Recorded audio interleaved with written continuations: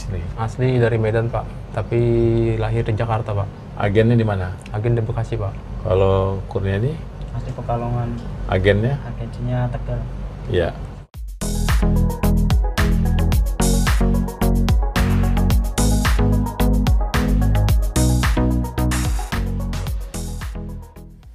Halo, assalamualaikum. Kembali lagi ya teman-teman, bareng saya di channel Novan YK. Nasib naas menimpa teman-teman kita, para ABK yang sedang bekerja di kapal Cina yang berbendera Oman itu mendapat perlakuan yang tidak sewajarnya ataupun diskriminasi, sehingga ada 2 orang dari ABK tersebut yang berhasil melarikan diri dengan cara melompat ke laut dan berenang ke daratan.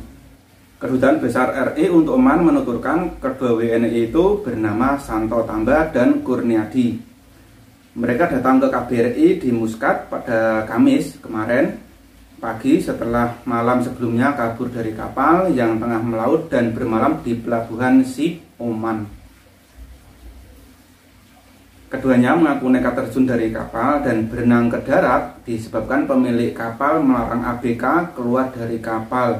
Berenang, Pak. terus ke pantai, Pak. baru ke sini. Betul Pak. Kenapa Anda harus terjun? Apa nggak bisa pamit atau gimana? Kalau pamit itu Pak tidak diizinkan Pak untuk ke darat Pak, sampai tujuan ke sini Pak.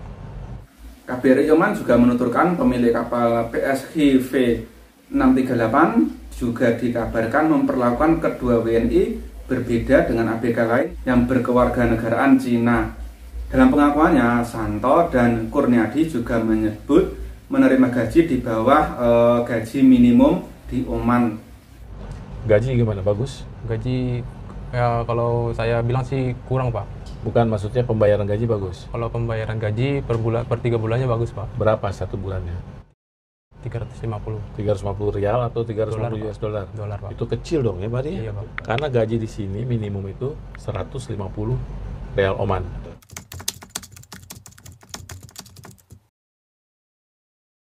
Mereka pihak kantor memotong 1 tahun Pak, biaya administrasi dan jaminan itu. Berapa itu? Tiap orang itu berbeda Pak. Berapa? Kalau saya sendiri ada 1.200 Pak. 1.200 dolar Pak. Ya Allah. Bahkan ABK dari Indonesia yang bekerja di sana hanya boleh makan nasi dan sayur serta dibatasi jenisnya. Sementara ABK Cina dapat makan dengan daging dan lauk-lauk yang berbagai macam. Untuk mandi pun ABK Indonesia juga dilarang menggunakan air yang tawar biasanya. Hanya boleh menggunakan air dari AC. Kalaupun ketahuan mandi menggunakan air tawar, itu nantinya mereka akan diomelin habis-habisan sama bosnya. Bahkan salah satu dari ABK yang melarikan diri tersebut itu sedang sakit dan tidak mendapatkan perawatan yang semestinya ketika berada di kapal. Dengan adanya kasus ini, kita jadi ingat kasus tahun lalu ya, yang mana ABK dari Indonesia yang meninggal itu dibuang ke laut juga oleh kapal Cina.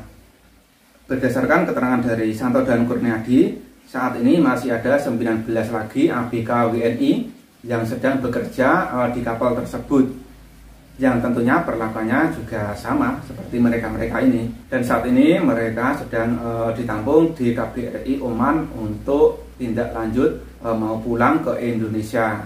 Dan juga pihak KBRI sudah menghubungi PT-PT ataupun PJTKI yang sudah memberangkatkan mereka ini, yang mana mereka ini diberangkatkan dari PJTKI ataupun PT di Bekasi dan juga di Tegal.